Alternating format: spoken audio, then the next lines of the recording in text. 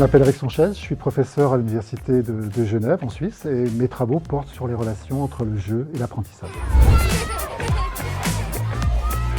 Pour moi, je pense que le jeu est fondamentalement une situation qui permet justement l'apprentissage. Quand on regarde ce qui se passe dans un jeu, on va se retrouver finalement à rentrer dans un univers fictionnel. Dans cet univers fictionnel, on va déployer nos propres connaissances, nos propres stratégies et souvent, ces connaissances et ces stratégies seront mises en défaut. Le jeu va avoir comme effet de renvoyer ce qu'on appelle des feedbacks ou des rétroactions et on va s'apercevoir que finalement, ce qu'on imaginait, les connaissances qu'on a engagées, la manière d'agir qu'on a engagée dans la situation, il faut la changer. Et c'est en ça que le jeu permet l'apprentissage. C'est vraiment extrêmement intéressant de voir que des élèves, des jeunes qui étaient en situation, par exemple, d'échec scolaire, se retrouvent, parce qu'ils sont placés en situation de jeu, être placés en situation de réussir.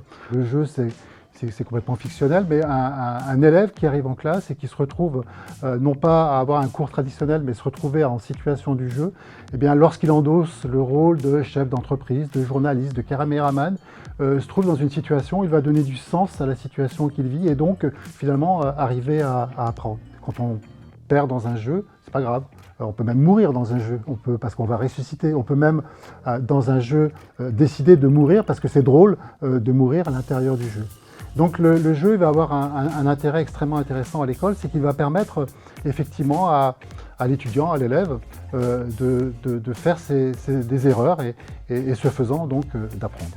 Lorsqu'il est ostracisé, lorsqu'il est mis en dehors de la classe, lorsqu'on décide que finalement le jeu est interdit parce que c'est pas sérieux de jouer, on se coupe en fait d'une sorte de méthode pédagogique qui finalement est extrêmement intéressante et qui a été utilisée pendant très longtemps. Il est vraiment important de mettre des jeux dans les mains des enfants parce que ces jeux sont importants d'une part pour leur développement et d'autre part ils sont importants ces jeux pour l'apprentissage. Donc le jeu c'est toute la vie.